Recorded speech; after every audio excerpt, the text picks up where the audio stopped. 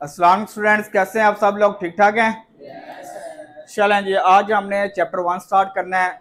एक दफ़ा हमारी बुक कंप्लीट हो चुकी है। पहले चैप्टर 1 हमने रिकॉर्ड नहीं किया हुआ था, पर हमने कर लिया हुआ था रिकॉर्डिंग। हमने चैप्टर 2 से स्टार्ट की थी अपनी लेक्चर्स की ना, तो लेट याद आया था हमें लेक्चर 1 यानी कि चैप्टर 1 कंप्लीट करने के बाद हमें याद आया कि हम इसे रिकॉर्ड भी करवा लें। तो अब हमने चैप्टर 2 से रिकॉर्ड करना शुरू किया था और हमारी शुक्र अल्लाह का बुक कंप्लीट हो चुकी हुई है। ठीक है, तो आप जिस जिसको लग रहा था कि बुक बड़ी मुश्किल है, तो कोई मुश्किल बुक नहीं है। 9th क्लास की बुक बहुत इजी है। ठीक है, इसमें ऐसा कुछ भी मुश्किल नहीं है। और इंशाल्लाह अब हमारे पास ये अभी अगस्त लास्ट चल रहा है, आज 26 अगस्त है। और सितंबर हमारे पास सितंबर, अक्टूबर, नवंबर, दिसंबर, जनवरी, Feb, March mid of March यानी कि 20 मार्च के बाद आपके एग्ज़ाम शुरू होंगे। यानी कि ईद से पहले में भी एक पेपर हो जाए, नहीं तो सारे पेपर आपके ईद के बाद ही होंगे। ठीक है, तो अभी हमारे पास तकरीबन 6.5 माह है और इंशाल्लाह हमने इससे 2 दफ़ा बुक और कंप्लीट हो जानी है हमारी, और सारी बुक इंशाल्लाह आपको याद करवा देनी है मैंने। यानी कभी आप सुना है कि मैथ किसी को याद होता है? आप लोगों को याद हो जाना, आपको पता भी होना है कि ये क्वेश्चन है तो इसका आंसर भी ये है। इतनी प्रैक्टिस करवा देनी है मैंने आप। ठीक है, और अब आप लोगों ने एक चीज़ आपको बता दी है कि मैथ की बुक मुश्किल नहीं है, बहुत इजी बुक है और इजी मार्क्स है इसमें। और इंशाल्लाह ये जो आप 30-35 लोग बैठे हुए हैं ना, सारे पास होंगे इंशाल्लाह। जो हमारी पहली 9th वाली क्लास थी अल्हम्दुलिल्लाह, उसमें से भी कोई बच्चा फेल नहीं हुआ और आपकी दफ़ा भी कोई बच्चा फेल नहीं होगा। हाँ, जो छुट्टियां करेंगे, ड्रामेबाजी करेंगे, उसका एडमिशन ही नहीं मैंने भेजना, वो उसकी अपनी जिम्मेदारी है। ठीक है, उसका एडमिशन नहीं भेजूंगा तो वो पेपर भी नहीं देगा, जिसकी वजह से उसका रिजल्ट भी नहीं आएगा। जब रिजल्ट नहीं आएगा तो फिर हमें टेंशन ही नहीं होएगी। ठीक है ना, क्योंकि आप लोगों की जिम्मेदारी है मेरे पे कि आप लोगों को पास भी करवाना है। चलें जी, अब हमने चैप्टर 1 स्टार्ट करते हैं। रियल नंबर्स हैं। रियल नंबर्स आपके पास क्या होते हैं? आपके पास ना 2 तरह के नंबर्स होते हैं, रियल नंबर और हकीकी अदाद और गैर हकीकी अदाद। रियल नंबर और इमेजिनरी नंबर्स, रियल और इमेजिनरी। आपके सिलेबस में इमेजिनरी पार्ट्स नहीं है। आपने अपने दिमागों की खिड़कियां खोल के मेरी डेली बेसिस पे लेक्चर लेने करने हैं। और मैं अब आप लोगों पे सख्ती भी करूंगा। पहले मैंने आपको कुछ नहीं कहा किसी को भी, ठीक है? तो अब मैं आपको छोड़ूंगा भी नहीं, क्योंकि अब आप लोग मेरी जिम्मेदारी हैं और मैं अपनी जिम्मेदारी पूरी निभाऊंगा, और जैसे भी निभानी पड़ी तो इंशाल्लाह आप तगड़े हो जाएं अब। अच्छा जी, अब रियल नंबर्स आपके पास वैसे आपके पास 2 तरह के नंबर होते हैं, real numbers and imaginary numbers. आपके सिलेबस में इमेजिनरी नंबर्स नहीं है, आपके सिलेबस में क्या है? रियल नंबर्स हैं। यानी कि जो हकीकत में जिनकी कोई ना कोई एग्जिस्टेंस है, जो हकीकत में मौजूद हैं। इमेजिनरी नंबर होते हैं जो जिनका हकीकत से कोई तल्लुक, वो इमेजिन किए हुए हैं कि ये भी हो सकता है, पर हकीकत में नहीं है। पर रियल जो है वो हकीकत में एग्जिस्ट करते हैं, उनका वजूद है। ठीक है, तो अब आज जो हमारा टॉपिक है ना, जो आपकी बुक का टॉपिक है, जो आपको वो आपके सिलेबस में है, वो रियल नंबर्स हैं। कौन से नंबर्स हैं? Real numbers. कौन से हैं? रियल नंबर्स क्या होते हैं?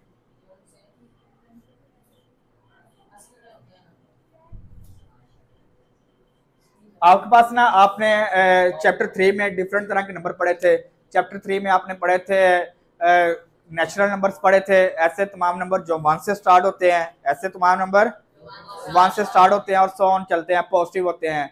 फिर आपने पढ़े थे होल नंबर पढ़े थे, ऐसे तमाम नंबर जो 0 से स्टार्ट होते हैं और चलते रहते हैं 100 ऑन जहाँ तक काउंटिंग है। फिर आपने पढ़े थे इंटीजर्स पढ़े थे, जो 0 से स्टार्ट होते हैं और पॉजिटिव और नेगेटिव दोनों होते हैं, पॉजिटिव भी होते हैं और नेगेटिव।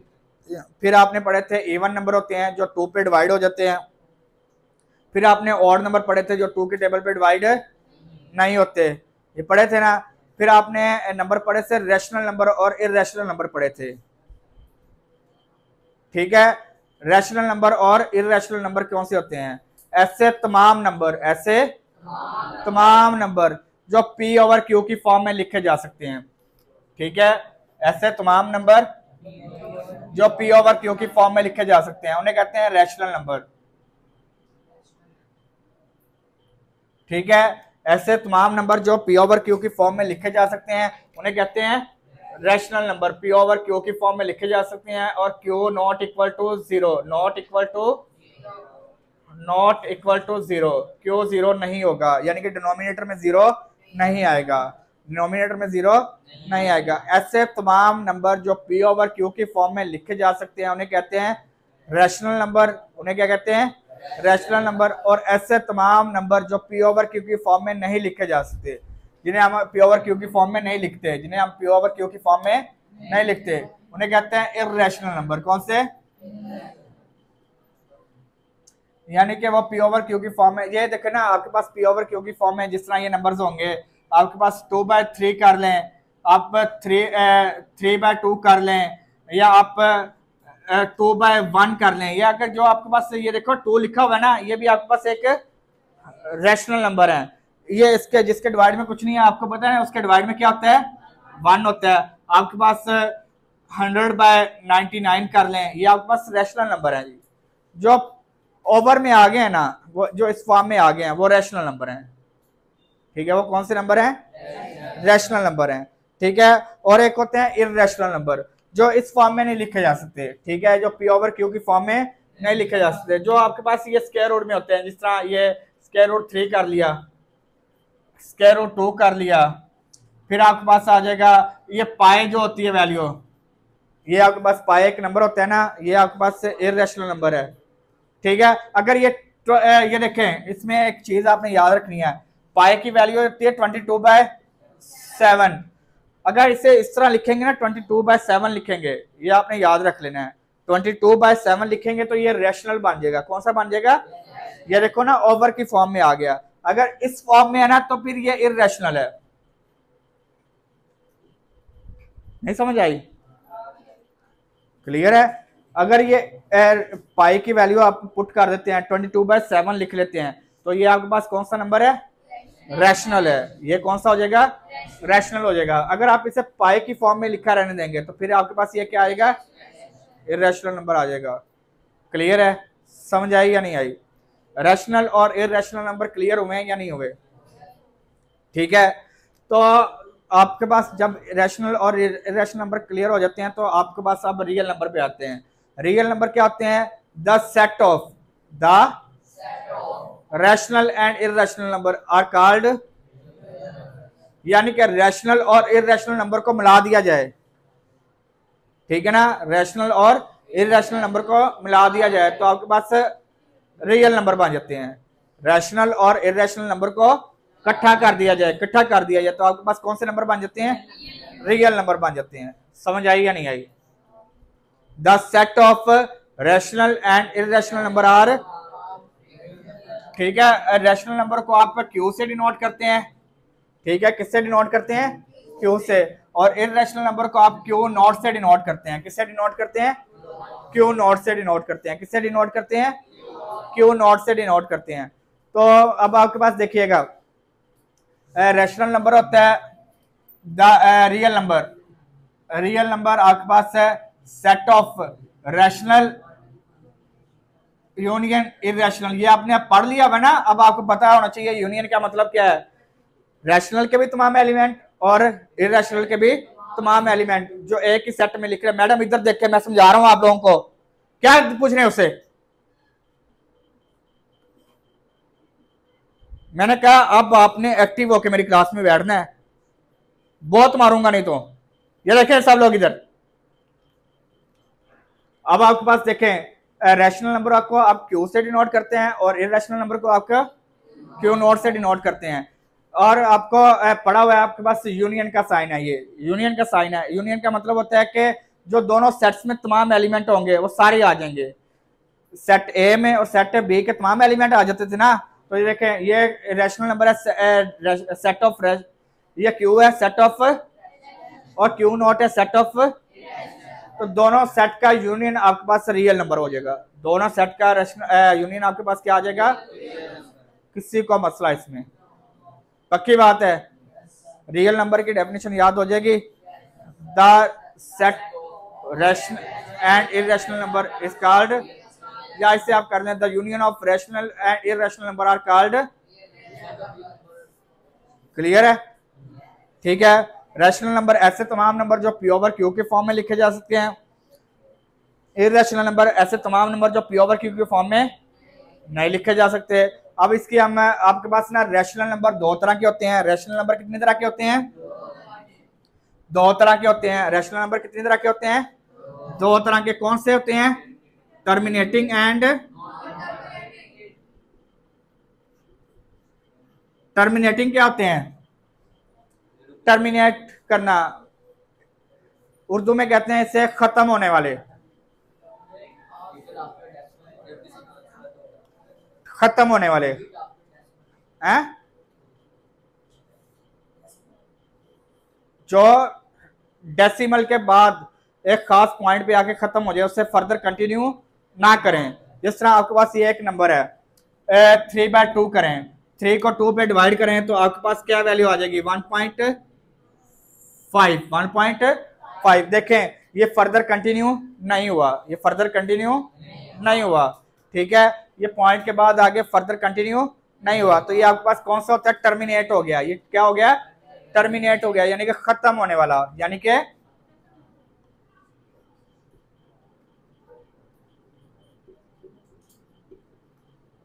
समझ आ गई है? टर्मिनेटिंग यानी कि खत्म होने वाला। 1.5 ये देखे पॉइंट के बाद फर्दर कंटिन्यू नहीं हुआ। ऐसे तमाम नंबर जो फर्दर कंटिन्यू नहीं होते, पॉइंट के बाद डेसिमल नंबर के बाद कंटिन्यू नहीं होते, उसे क्या कहते हैं? टर्मिनेटिंग। क्या कहते हैं? टर्मिनेटिंग। और आपके पास दूसरा नंबर होता है नॉन टर्मिनेटिंग। कौन सा? इसका ये फर्स्ट वाला टर्मिनेटिंग है। दो तरह के होते हैं rational number, terminating and non terminating.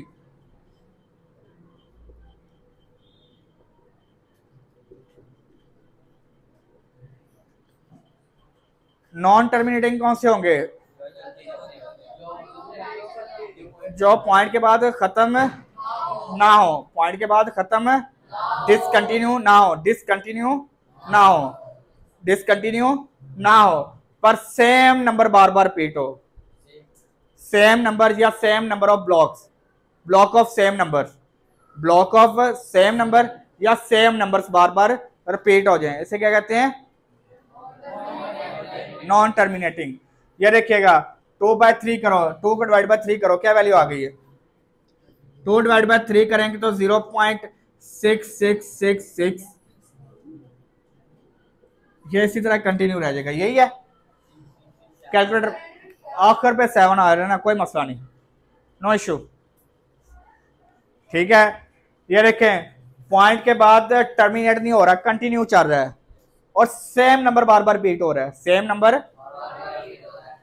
ठीक है, यहाँ आपके पास अगर कोई इस तरह नंबर है, आपके पास 1/3 करेंगे तो वो ही इस तरह आ जाएगा ना, 0.33 आ जाएगा ना।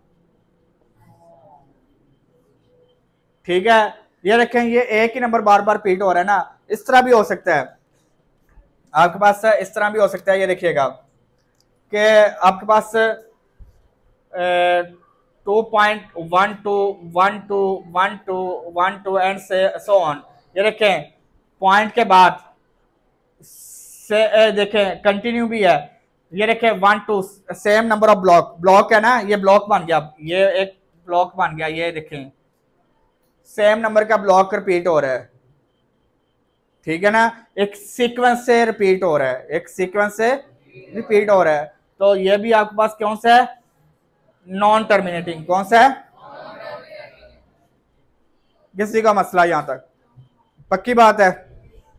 चलें जी, फिर उसके बाद आपके पास है इररेशनल नंबर। इररेशनल नंबर में आपके पास ना तो इसमें और इसमें डिफरेंशिएट करना है, वो भी आपके पास नॉन टर्मिनेटिंग ही होता है, इसे आप रिकरिंग भी कहते हैं, रिकरिंग भी कहते हैं। ठीक है, जो रिपीट होने वाले, जो रिपीट होने वाले, रिकरिंग यानी कि रिपीट होने वाले। और इररेशनल को नॉन रिकरिंग भी कहते हैं, नॉन, जो रिपीट नहीं होते। जिस तरह आप देखें स्क्वायर रूट 3 की वैल्यू बताएं जी, स्क्वायर रूट 3 की वैल्यू बताएं मुझे। 1.73 205 चलें, ये रखें जी। सेम नंबर भी बार बार रिपीट है और कंटिन्यू भी है और कंटिन्यू भी है। तो ये रखे रिकरिंग भी नहीं है ना, रिकरिंग होता है सेम नंबर बार बार रिपीट होना, सेम नंबर बार बार रिपीट होना से कहते हैं रिकरिंग। उसे क्या कहते हैं? समझ आई या नहीं आई? पक्की बात है। और नॉन रिकरिंग कहते हैं जो सेम नंबर बार बार रिपीट है और ये भी नॉन टर्मिनेटिंग है, ये भी टर्मिनेट भी नहीं हो रहा। स्क्वायर रूट 2 करो, 1.213562, ये इसी तरह देखें। ये भी आपके पास टर्मिनेट नहीं हुआ, नॉन टर्मिनेटिंग और नॉन रिकरिंग है। नॉन टर्मिनेटिंग एंड इससे नॉन टर्मिनेटिंग और नॉन रिकरिंग आपके पास इरेशनल नंबर होते हैं। कौन से होते हैं? क्या हुआ है? एक्टिव होके बैठ, अब नहीं मैं छोड़ूंगा किसी को भी। इधर देखें, ये कौन सा नंबर हो गया? नॉन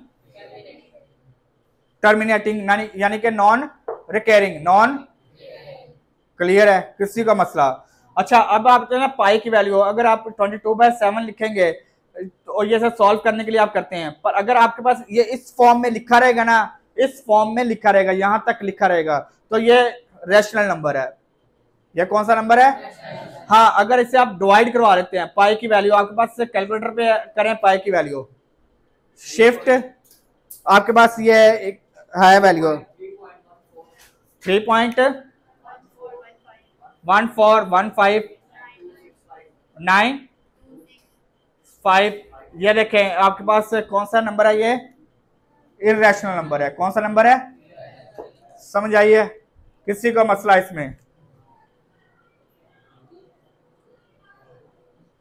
चलें, ये देखिएगा, पहले हम ये क्वेश्चन करते हैं। क्वेश्चन नंबर 1 है। क्वेश्चन नंबर 1 के 10 पार्ट्स हैं। उसने कहा हुआ है रैशनल और इररेशनल नंबर को आपने बताना है कौन सा रैशनल नंबर है और कौन सा इररेशनल नंबर है। ये पहला वाला बताएं जी, रैशनल है। ये देखें जी, पॉइंट के बाद सेम नंबर रिपीट हो रहे हैं, पॉइंट के बाद सेम नंबर रिपीट हो रहे हैं, ठीक है, ये रैशनल है। ये क्या है? अच्छा जी, अब ना इससे आपको जब क्वेश्चन करवाया था आपको याद होना चाहिए, तो क्या आपको फिर बता देता हूँ। ये जो बार है, ठीक है ना, इसे बार खत्म करेंगे तो आपके पास आ जाएगा 0.6666। ये भी कौन सा है? ये भी कौन सा है? रैशनल नंबर है। कौन सा है? नेक्स्ट ये आपके पास कौन सा है? इररेशनल। थर्ड वाला क्वेश्चन है, ये कौन सा आपके पास? इररेशनल। कौन सा है?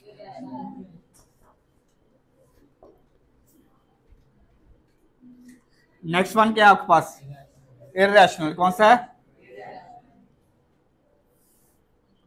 स्क्वायर रूट 7 करें ना, क्या वैल्यू आ रही है? ये वाला कौन सा है? ये आपके पास क्या है? एक्सपोनेंशियल, एक्सपोनेंट है। ये आपके पास वैल्यू फाइंड करें, इसकी क्या वैल्यू क्या आएगी? बताएं क्या वैल्यू है? किसकी है? 2.71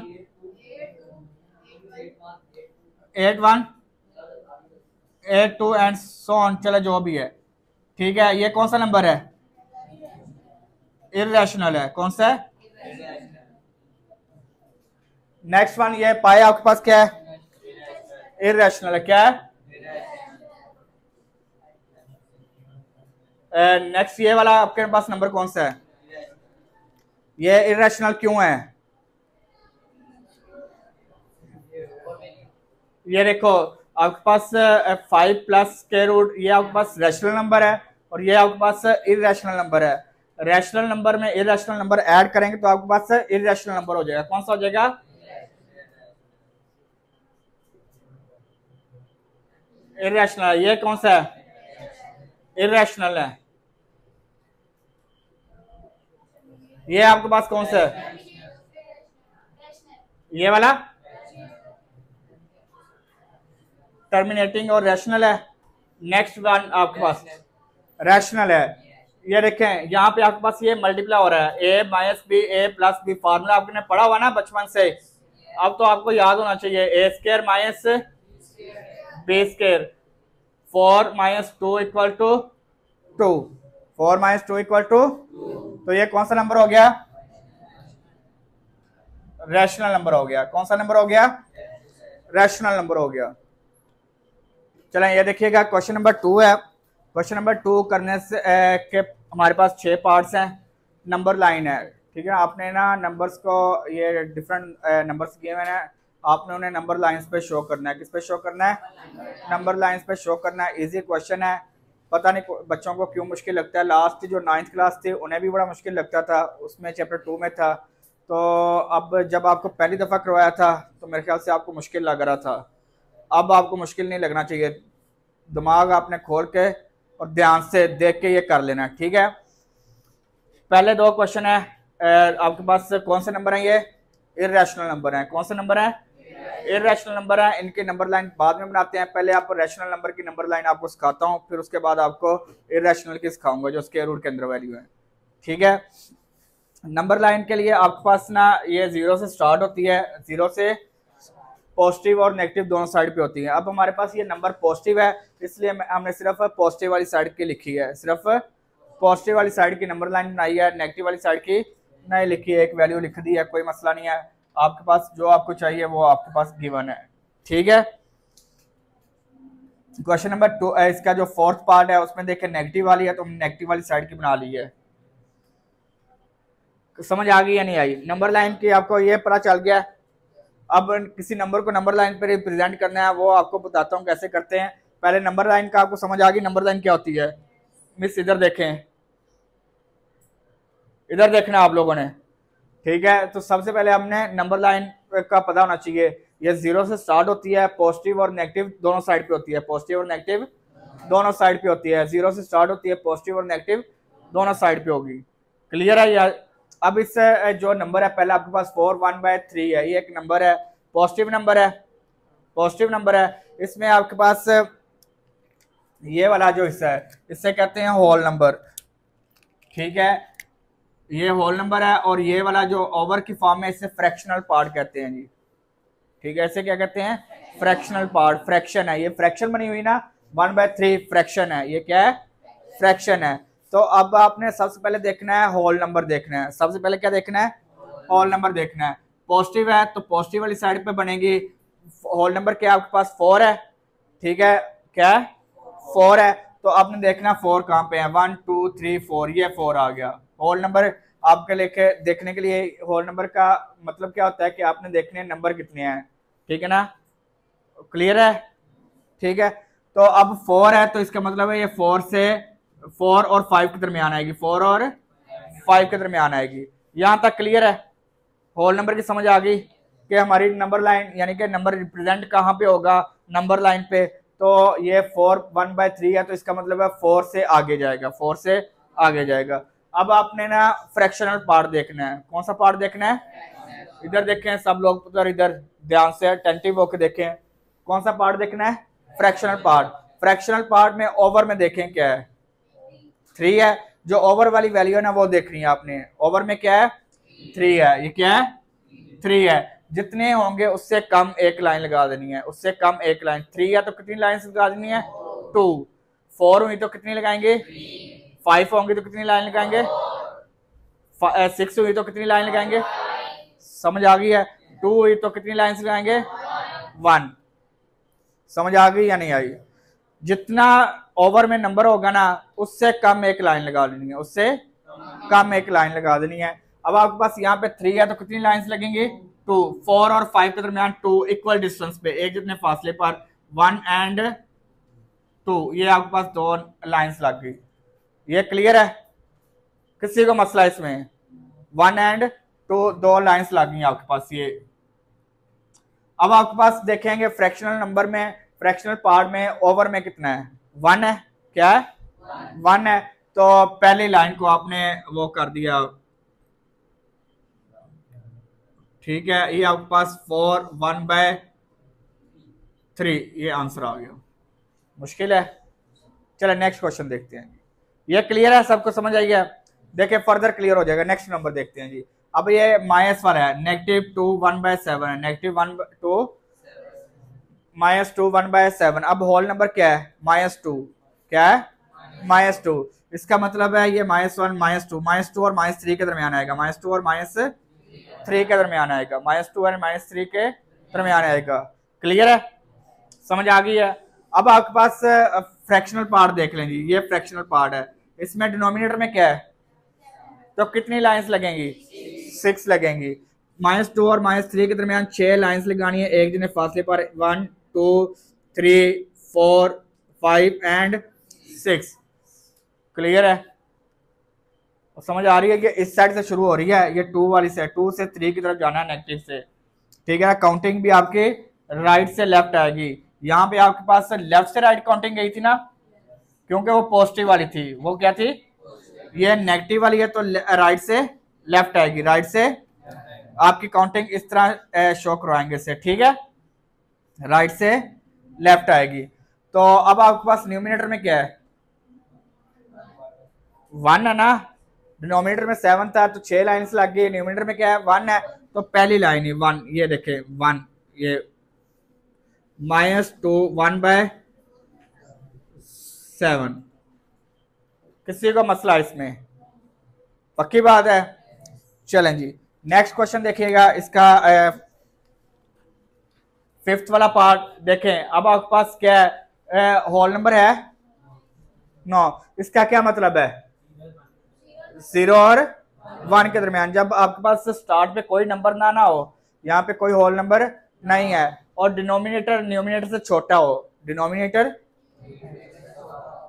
अगर ये इस तरह हो जाता, फर्ज किया ये 8/5 हो जाता, ठीक है, तो फिर क्या करते आप लोग, फिर क्या करते हैं, माइनस करते, क्या माइनस करते,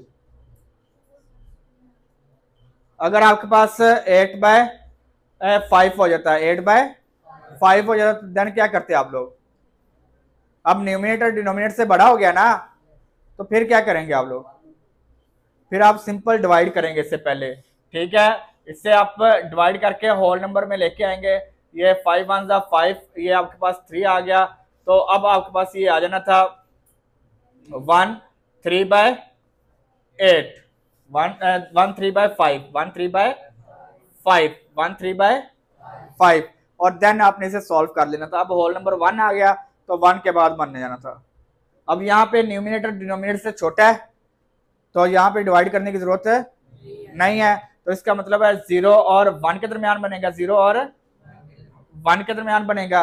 अब आपके पास डिनोमिनेटर में कितनी क्या नंबर है, 8 है, तो कितने नंबर काउंट आएंगे आपके पास, कितनी लाइन, 7, 1 2 3 4 5 6 7, 7 इक्वल डिस्टेंस से आपने 7 लाइंस लगा लेनी है, 8 है तो 7 लाइंस आ गई। अब न्यूमिनेटर में क्या है, 5 है, न्यूमिनेटर में क्या है, 5 है, तो अब आपने काउंट कर लेना 5 नंबर्स, 1 2 3 4 एंड 5, ये आपके पास वैल्यू आ जाएगी 5/8, 5/8। क्लियर है, किसी को मसला इसमें, पक्की बात है।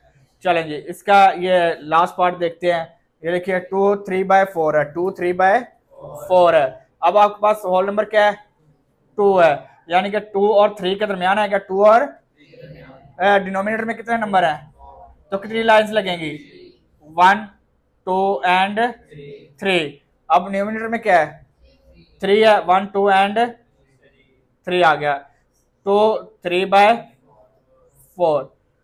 समझ आई है, किसी को मसला इसमें, पक्की बात है। चले ये देखिएगा, अब आपके पास ना ये आपके पास नंबर है, इधर देखें,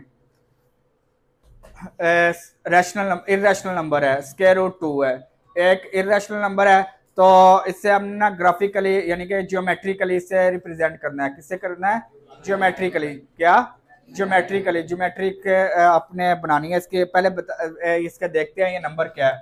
अब आपको स्क्वायर रूट 2 बताएं जी, वैल्यू क्या है, स्क्वायर रूट 2 किसके इक्वल आ गया, 1.4142, ये देखिएगा 1.4142 आपके पास है, तो ये नियरेस्ट टू 1 है, नियरेस्ट टू 1 है, ठीक है, 1 के नियरेस्ट है। अभी बताता हूँ क्या मतलब है इसका, इससे करें सॉल्व करें, स्क्वायर रूट 3 बताएं,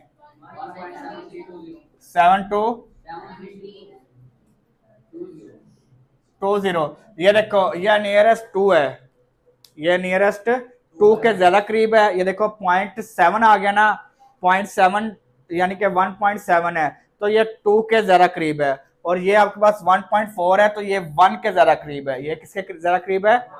1 के ज्यादा करीब है। तो अब आप क्या करेंगे, आपने ना एक पॉइंट ले लेना है, इससे हमने ना ये सपोज कर लेना है, ये 0 को ना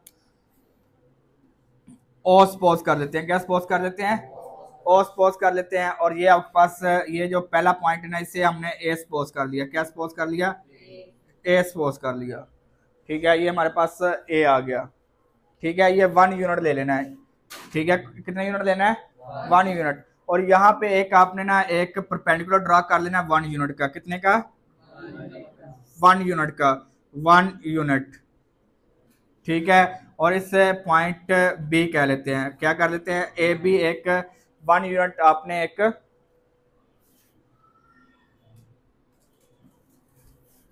ये 1 यूनिट आपने ए बी आपने ले लिया पॉइंट, ये बी पॉइंट है जी। ठीक है, ये कौन सा पॉइंट है?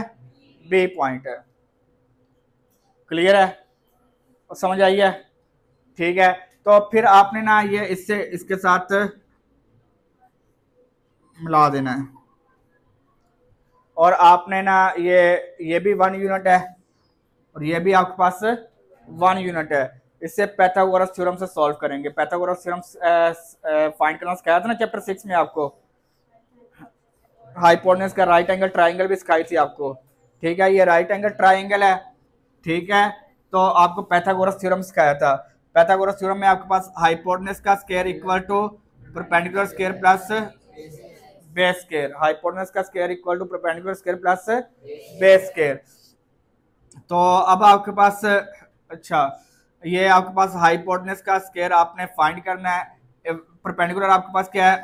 1 का स्क्वायर, और बी आपके पास 1 का स्क्वायर, 1 प्लस 1 इक्वल टू 2 आ गया। तो स्क्वायर रूट लिया, तो hypotenuse equal to square root 2 आ गया। स्क्वायर रूट 2, यही वैल्यू आ गई ना। ये देखो, इसे सॉल्व किया तो स्क्वायर रूट 2 आ गया। अब आपने क्या करना है, आपने ना प्रकार आपके पास होनी चाहिए।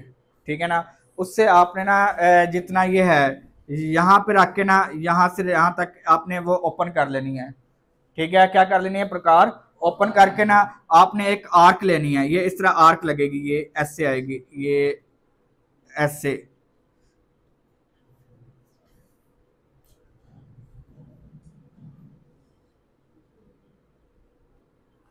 ठीक है, ये इस तरह एक डॉटेड आर्क लगा लेनी आपने।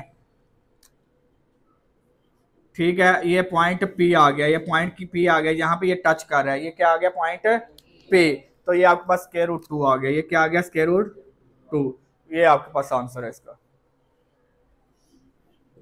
समझ आ गई? ये किसे आपने स्क्वायर रूट 2 को कैसे ड्रा करना है? क्लियर है? ठीक है, अब आपने ना इसी को ज़हन में रखना है, इसी को ज़हन में रखना है। और आपने स्क्वायर रूट 3 ड्रॉ करना है, स्क्वायर रूट 3 ड्रॉ करना है। सेम इसी तरह आपने ना ये 1 यूनिट लेना है, यूनिट 1 ले लेना है। आपके पास ये ओ है, ये आपके पास ए सपोज कर लिया, 1 यूनिट है। और 1 यूनिट का आपने एक परपेंडिकुलर ड्रॉ कर लेना है, ए बी। एक पॉइंट ए बी ले लिया, पॉइंट ए बी ले लिया। क्लियर है? यहां से आपने ना एक इसे आपने इसके साथ ज्वाइन कर देना है, ये ठीक। और यहां से आपने ना एक, यहां से आपने ना एक 1 यूनिट आपने प्रकार ओपन करनी है। कितनी ओपन करनी है? 1 यूनिट। और एक आर्क लेनी है यहाँ पे करके कहीं पे आ जाएगी, आर्क आ जाएगी आपकी। आपने ना इससे 1 यूनिट को ये आपने ऐसे इसके साथ मिला देना है, जहाँ पे वो टच करेगा उसके साथ। ठीक है ना, और जहाँ पे वो टच करेगा उसको आपने ये इसके साथ मिला देना है। ठीक है, ये आपके पास देखें, ये राइट एंगल ट्राइंगल बन जाएगी ये भी।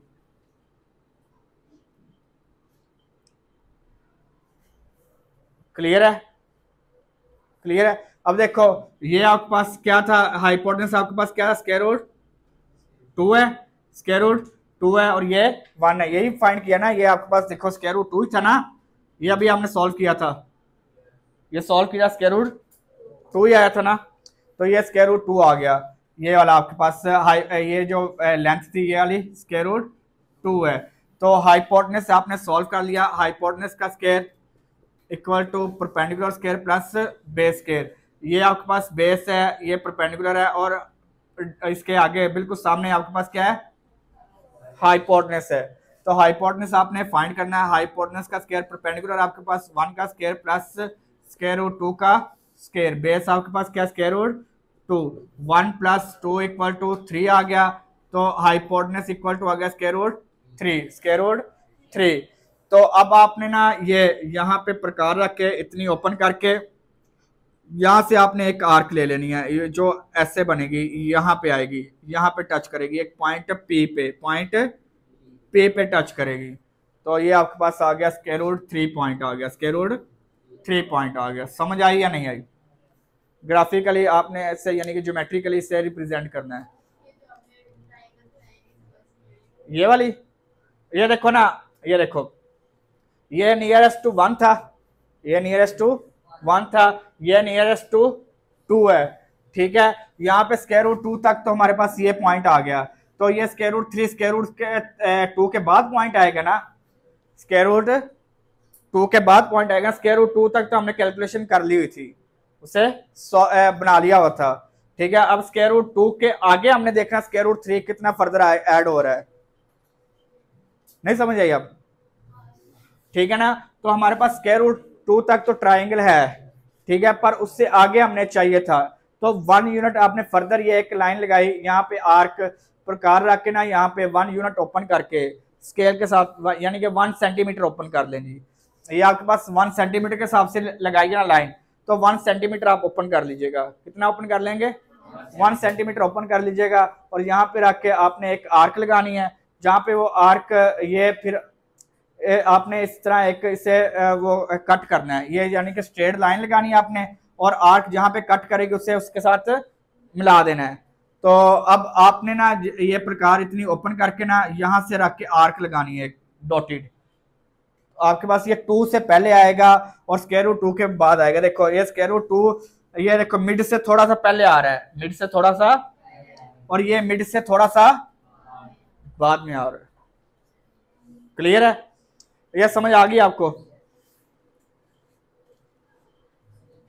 अच्छा देखिए क्वेश्चन नंबर 3 है, 3 पार्ट्स हैं, इजी हैं, ठीक। Express the following as a rational number, आपने इसे रैशनल नंबर में लेके आना है। ये आपके पास रैशनल नंबर ही है, बार की फॉर्म में है, ठीक है ना। 0.4 बार है, 0.37 बार है।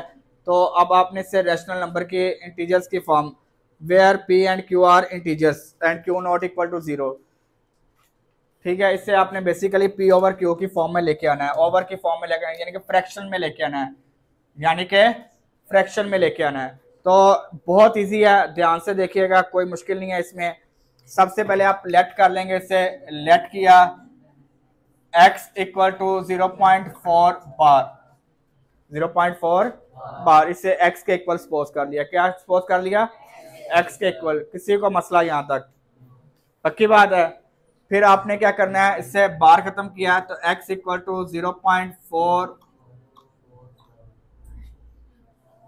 इक्वेशन 1 आ गई, इक्वेशन 1। अच्छा इसमें ना एक ट्रिक जो है ना, वो आपने अपने दिमाग में बिठा लेना है, ठीक है ना, वो दिमाग में ही सॉल्व करना है।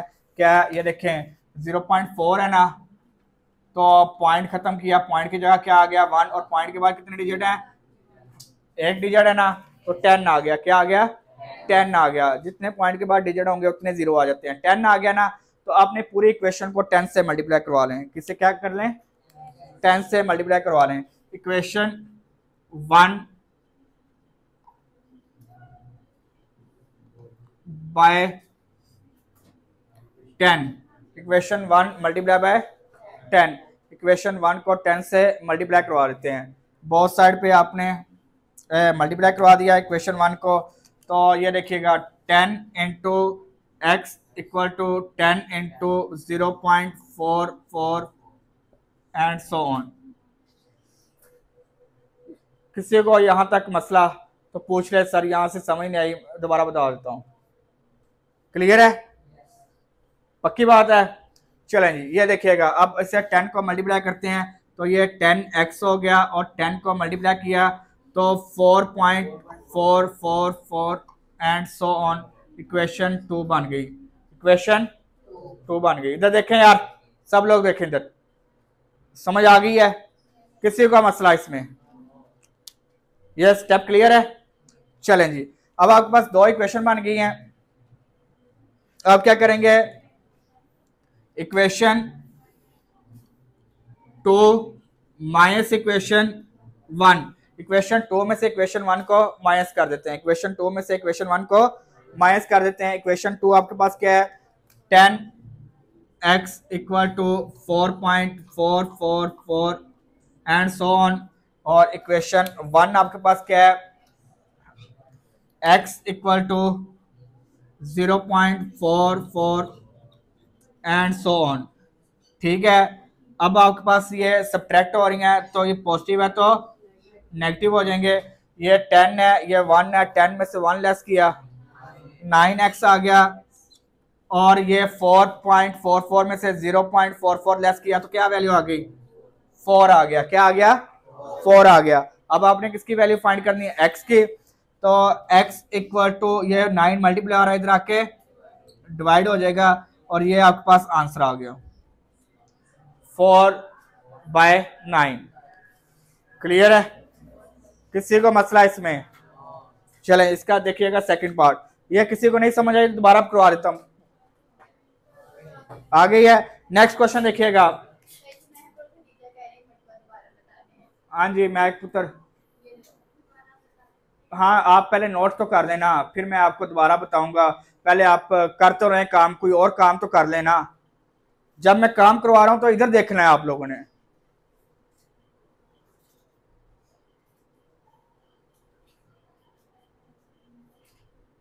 जब काम करवा रहा हूं ना, मैं देख रहा, तब से देख रहा था मैं आपको कि आप लगे हुए हैं, लगे हुए हैं। जब काम करवा रहा हूं तो इधर देखना है। नेक्स्ट वाला क्वेश्चन बिल्कुल सिमिलर है, देखिएगा दोबारा। छोड़ देते पेन को, रख दें। देखिएगा इसमें क्या करेंगे आप, सेम ये देखें, पहला स्टेप हमने क्या किया था, लेट किया। यहां पे भी हम लेट कर लेंगे, क्या कर लेंगे, लेट कर लेंगे। Equal to x, x equal to 0.37 bar, 37 bar. समझ आइए ये स्टेप, पक्की बात है जी। नेक्स्ट आपने क्या करना था, इससे बार को खत्म करेंगे तो x इक्वल टू 0.373737, ये आपके पास इक्वेशन 1 सो ऑन, इक्वेशन 1 बन गई। क्लियर है, पक्की बात है। चले जी, 0.7 है, 0.37 है। ठीक है, पॉइंट खत्म किया, पॉइंट की जगह क्या आ गया, और पॉइंट के बाद कितने डिजिट है, 2 है। यहाँ पे कितने थे, तो हमने किससे मल्टीप्लाई किया था, यहाँ पे क्या है, तो आपने किससे मल्टीप्लाई करना है, शाबाश। समझ आइए पुत्र, हैं नहीं, नोट कर लें फिर। इक्वेशन 1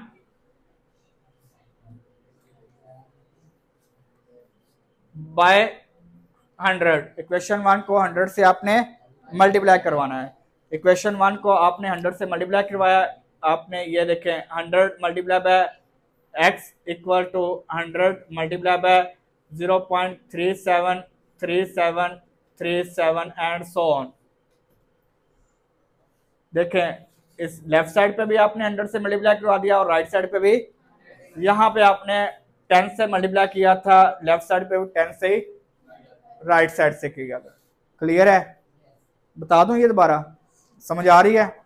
चलें, 100 को मल्टीप्लाई किया तो 100x, ये मल्टीप्लाई किया तो 37.373737 and so on. Equation 2, equation, किसी का मसला इसमें? पक्की बात है, हैं?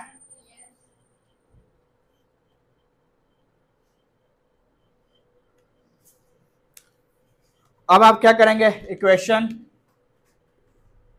2 माइनस इक्वेशन 1, इक्वेशन 2 में से इक्वेशन 1 को आप क्या करेंगे, माइनस कर देंगे। इक्वेशन 2 में से इक्वेशन 1 को क्या कर देंगे, माइनस कर देंगे। इक्वेशन 2 आपके पास क्या है, 100x equal to 37.373737 and so on. और इक्वेशन 1 आपके पास क्या है, x equal to 0.373737 and so on. Subtract कर रहे हैं तो ये पॉजिटिव है, तो पॉजिटिव है तो 100 में से 1 लेस किया, 100 में से 1 लेस किया 99। x इक्वल टू 37.37 में से 0.37 लेस किया तो क्या आ गया, 30। समझ आई है चौधरी हैं? चलें, आपको तो समझ आ गई है, नहीं नोट कर लें फिर दोबारा। तो x इक्वल टू है 37, ये 99 मल्टीप्लाई इधर आके डिवाइड हो जाएगा। क्लियर है? चलें जी, नेक्स्ट पार्ट आपके पास सेम इसी तरह आपने क्या कर लेना है। अब आपने मुझे साथ साथ बताना है क्या करना है।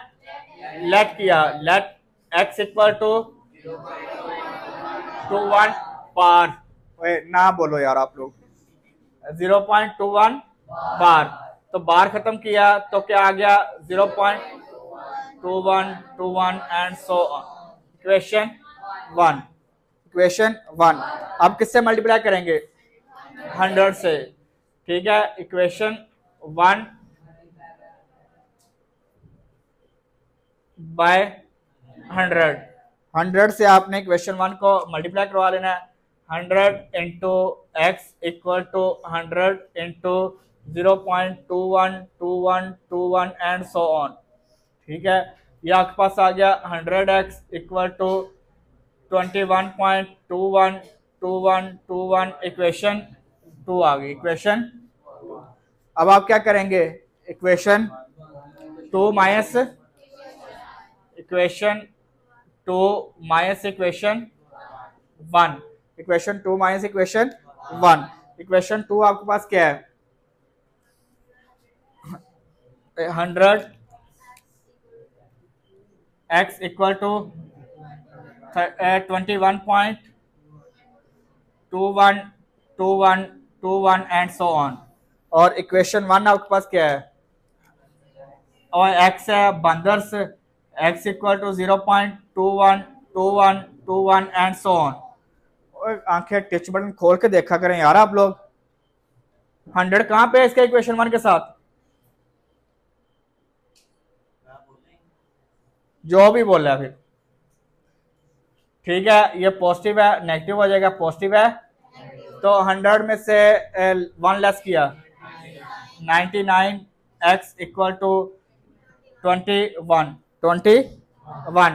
तो x इक्वल टू 21 ओवर 99। ये सिंप्लीफाई हो रहा है यार, ये 3 7 और 3 33 7/33। ये आपके पास आंसर आ गया, 7/33 आपके पास आंसर आ गया। समझ आई है? किसी को मसला इसमें? पक्की बात है? ओके, अल्लाह हाफिज, take care and bye bye.